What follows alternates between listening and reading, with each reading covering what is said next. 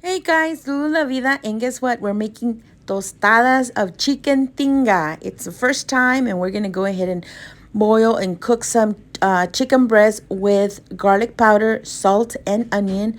In the interim, we're gonna go ahead and saute onion, tomato, garlic, salt, and pepper.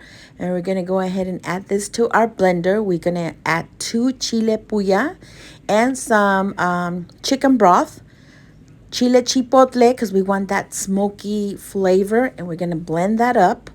We're not the only water that we added was chicken broth. We're not adding any regular water.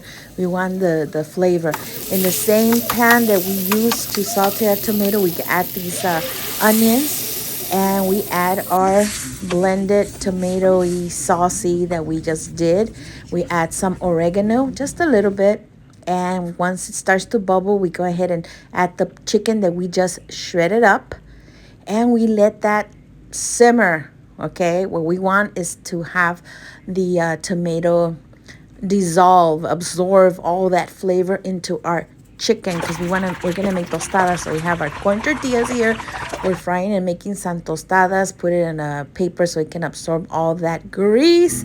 And see, it already absorbed all that water. We're gonna go ahead and shred some lettuce, some tomato, some cheese, have some sour cream, and some refried beans. So let's assemble our tostadas.